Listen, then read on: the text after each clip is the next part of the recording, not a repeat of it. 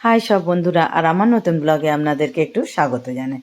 আজকের একটু পোনা মাছের তরকারি করব টমেটো আলু দিয়ে। তো যাই হোক, মাছগুলোকে নুন হলুদ দিয়ে সুন্দর করে ভাজলাম। আর জানেন, এই ব্লগটা যখন বানাচ্ছি না, আমি না দিনের বেলাতেই বেশি করি। তা কী বলবো, চারিদিকে যা গাড়ির আওয়াজ আর ওপরের আওয়াজ, মানে এখানে আমরা তো সব যে যার সাথে ভাড়ায় থাকি।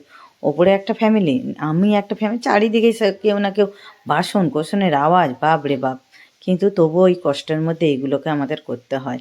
রাত্রে তো পেরে উঠি না, রাত সারাদিন খাটাখাটুনি পরে আর হয় না। তা যাই হোক, মাছগুলো ভাজা হয়ে যাবার পরে একটু ওই যে জিরে ফোড়ন দিলাম আর তেজপাতা দিলাম, ব্যাস। দিয়ে তারপরে আলুটা দিয়ে ওতে একটু নুন দিয়ে ভালো করে আলুটাকে একটু ভেজে নিলাম, মাছ বলতে গেলাম। ভাজা ভাজা মতো হয়ে আসতে, এই যে দেখুন না, অনেকটা মোটামুটি ভাজা সেদ্ধ হয়ে এসেছে, হাফ সেদ্ধ। তারপর একটু জিরে ধনে পাউডার দিলাম, আবার একটু নুন দিলাম, অল্প একটুখানি দিয়েছিলাম, সেই জন্য একটু নুন দিলাম আর হলুদ। আর এতে লঙ্কা গুঁড়ো একদম সামান্য সামথিং দেবো, বেশি দেবোই না।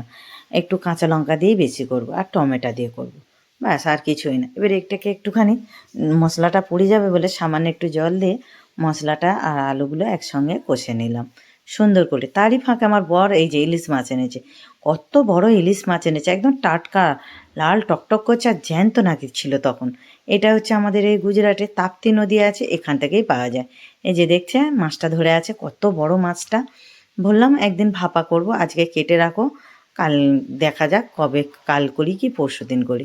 তারপরে ওইটা মাছ করতে করতে তারপর আবার ফিরে রান্না দিকে এলাম। এই যে কাঁচা লঙ্কাটা বললাম, কাঁচা লঙ্কা দিয়ে বেশি করব, একটু ঝাল ঝাল। এখন করে গুঁড়ো লঙ্কাটা আমার কর্তার জন্যই খাই না। ওর জন্য জানেন, আমরা অনেক নুন খাওয়া বেঁচে গেছি, মানে নুন খুব কম খাই। তারপরে আবার রান্না করতে করতে ওটা কষতে কষতে আবার এই যে ফচকেটাকে কি লিখছে, ভুল করছে। তো ওকে আবার এসে বললাম, বাবু এইটা এরকম করে লেখ, বলে আবার ও লিখছে, হোমওয়ার্ক করছে। তো ওর কাছে একটুখানি আবার বসলাম, বসে থেকে আবার রান্নাঘরে চলে এলাম। এটাকে টমেটো আর লঙ্কাটা দিয়ে না একটু ঢাকা দিয়ে কষিয়ে বসে রেখেছি না, যখন হাফ সেদ্ধ হয়ে একদম মোটামুটি সেদ্ধ হয়ে এসেছে, তারপর জল দিয়ে দিলাম। জল দিয়ে এবার জলটা যখন টকবক করে ফুটবে, তারপরে মাছটা দিয়ে দেবো, কেননা আগে ভাগে তো মাছটা দেওয়া যায় না। তো যাই হোক, এবার চলো, এই যে জলটা ফুটেও গেছে, আর এই যে মাছগুলো দিয়ে দিন।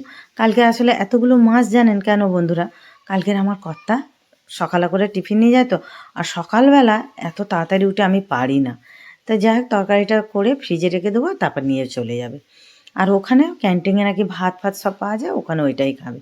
বেশ, তরকারিটা জানেন খুব সুন্দর হয়েছিল, অসাধারণ। আমার মাঝে মাঝে না এরকম তরকারি ক্ষেত্রে খুব ভালো লাগে। এই যে চলো, রেডি হয়ে গেছে আমার তরকারি মোটামুটি। তারপরে চলো ভাত বেড়ে নিই।